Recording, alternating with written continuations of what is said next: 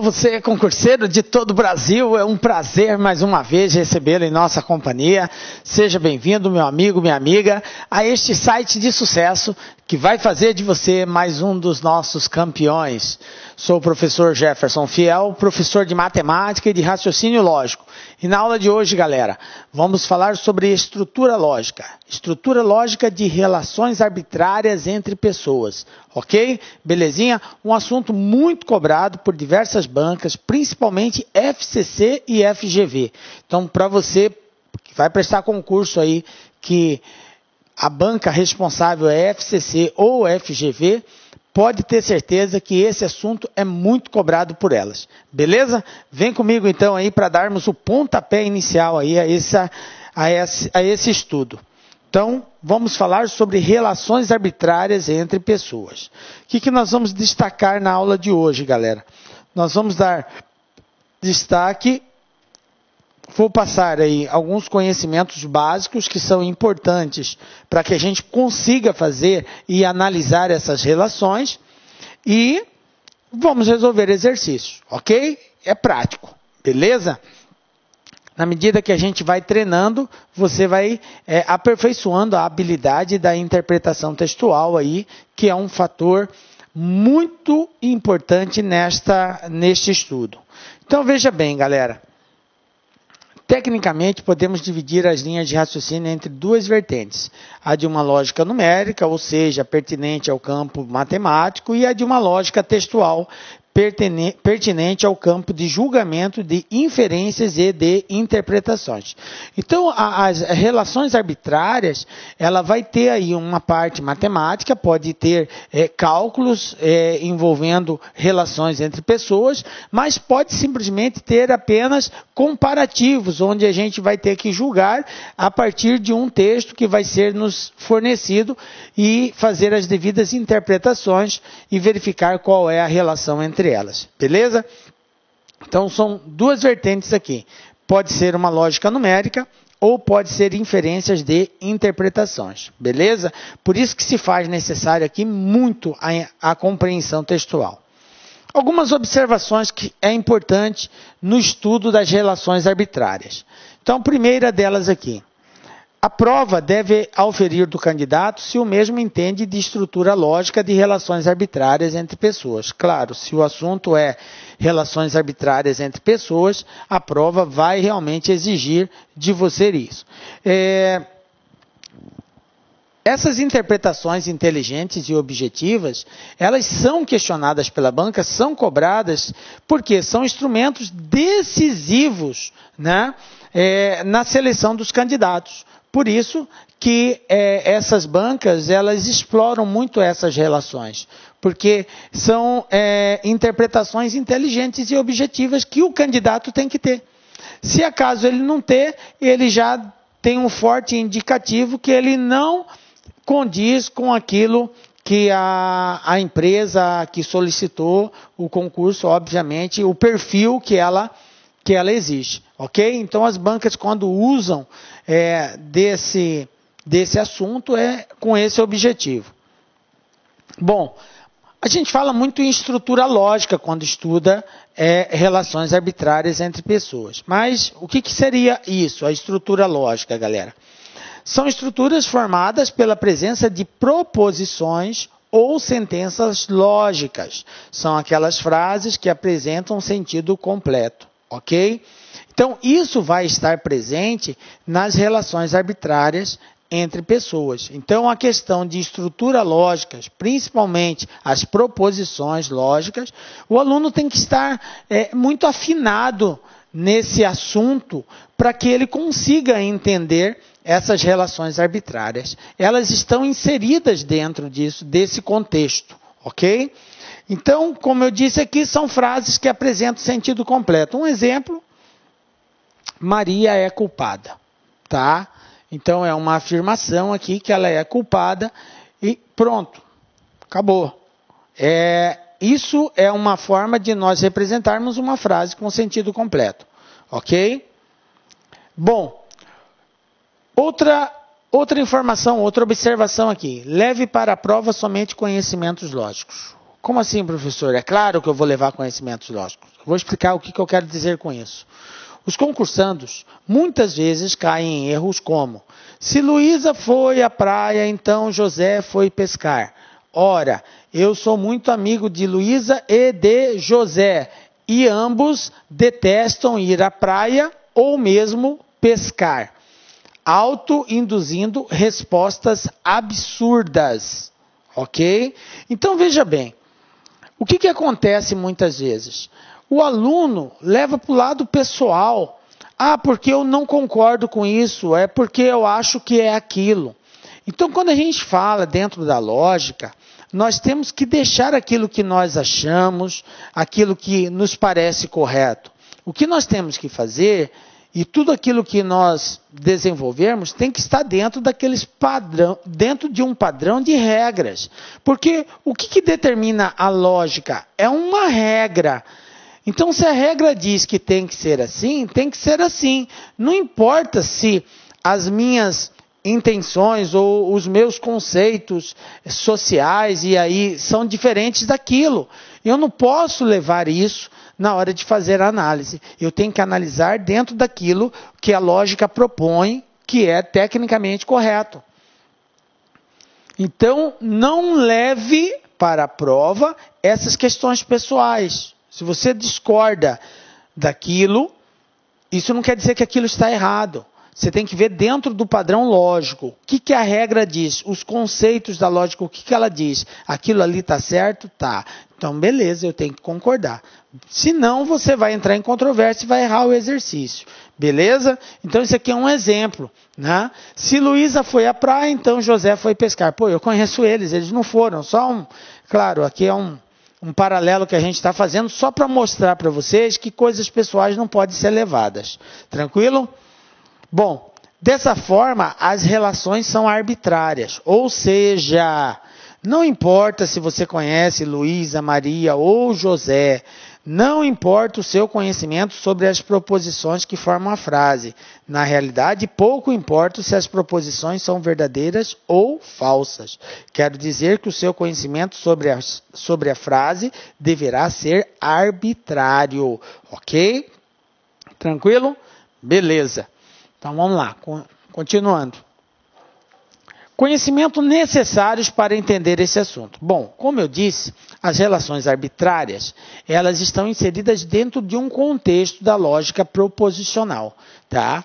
Você não vai encontrar esse assunto específico para você estudar separadamente. Relações arbitrárias entre pessoas. E aparece muito no concurso esse assunto como um dos títulos lá daquilo que você tem que estudar. Mas quando a gente fala em relações arbitrárias entre pessoas, o que de fato eu tenho que conhecer para poder fazer esse tipo de análise? Veja bem, acompanhe comigo aqui. Primeiro eu tenho que entender de proposição lógica. O que é uma proposição lógica, como que ela se compõe, ok? Eu preciso entender de conectivos lógicos, tá? Eu preciso entender de proposição composta.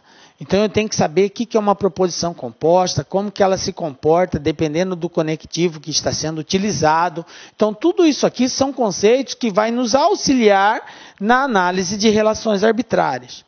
Depois, eu tenho que saber como que se nega uma proposição. Tá? Porque esse conceito aqui de negação, ele vai realmente estar presente em algumas relações.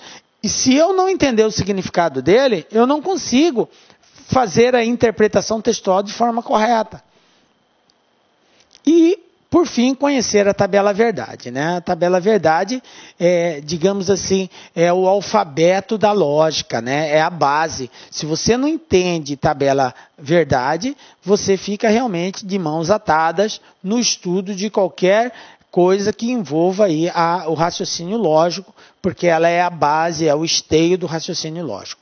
Aí alguns alunos costumam perguntar, professor, eu tenho que decorar a tabela verdade? Cara, você tem que decorar a tabela verdade, não tem outra alternativa. Isso aí é uma condição de que você consiga se dar bem na análise lógica daquilo que porventura você for enfrentar. É a base de tudo, então estude, decore, isso é fato, ok? Tranquilo?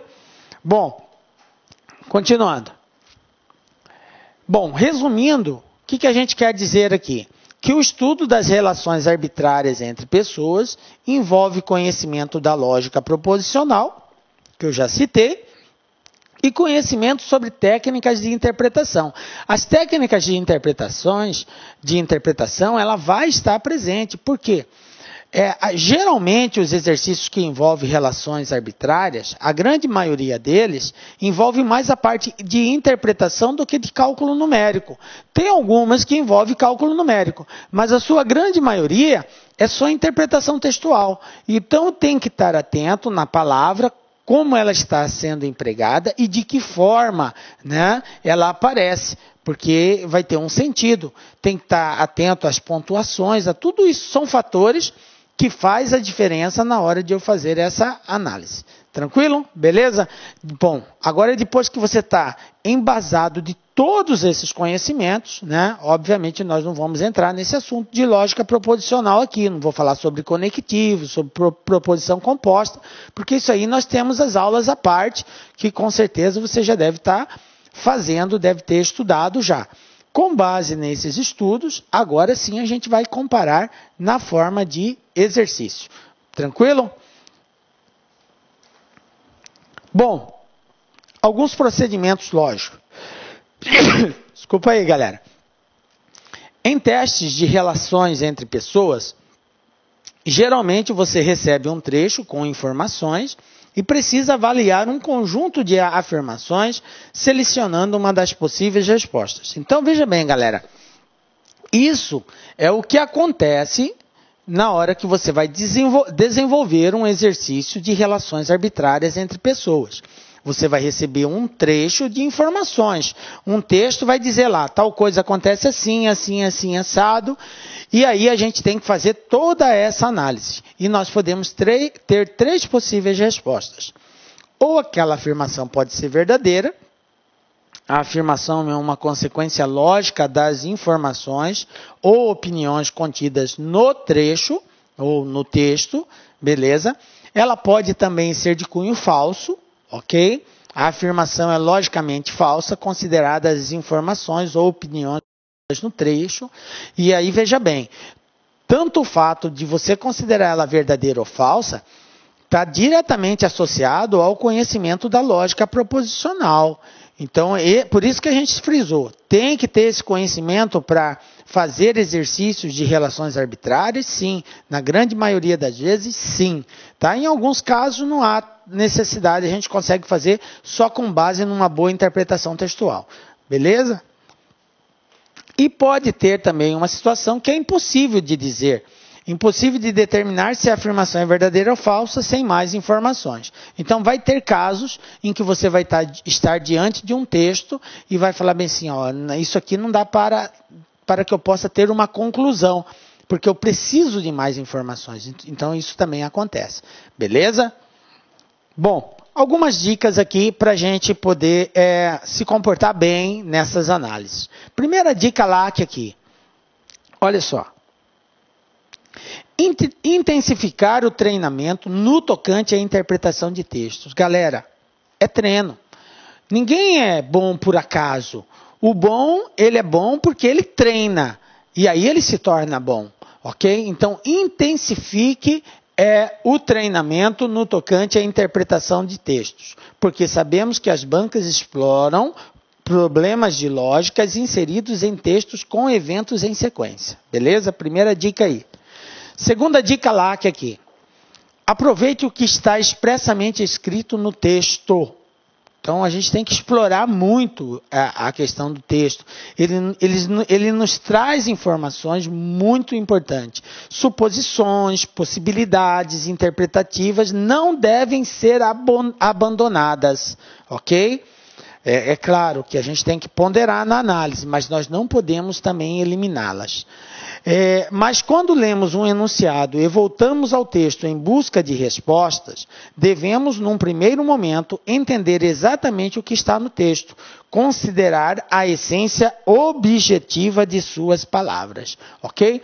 Então, eu não posso fugir daquilo que o texto dá, muito embora eu tenha algumas intenções, algumas suposições, mas eu não posso fugir do texto, ok? Então ele está dizendo que a gente tem que estar ligado naquilo que objetivamente o texto está trazendo. E uma terceira dica que importe-se em limitar o entendimento ao que está no texto, aproveitando a essência de palavras-chave e mantendo sempre a arbitrariedade e imparcialidade na análise das informações. O que a gente quer dizer com isso? Aquilo que já havíamos falado no início, que você não pode ir pelo achismo ou só pelas suas ideologias pessoais. Você tem que ver que aquilo que o texto está trazendo tem que ser analisado dentro dos preceitos que regem a lógica proposicional, dentro de um conjunto de normas, dentro de um conjunto de regras. É dentro desse formato que tem que ser feita a análise e não por aquilo que você acredita pessoalmente. Beleza? Tranquilo? Obedecendo tudo isso, você tem aí uma grande probabilidade de se dar bem na resolução dos exercícios. Vamos colocar isso em prática agora, galera? Veja bem, nós demos aqui algumas dicas de como você deve... Olá, meus amigos, minhas amigas. E aí, gostou da aula do professor? Professor top de linha. Quer continuar assistindo essa videoaula? Aliás, venha assistir todas as nossas aulas do nosso super curso do LAC Concurso pro TJ Paraná 2017. Meus amigos e minhas amigas, nós preparamos um curso aí para vocês com o nosso personal coach, que é a nossa proposta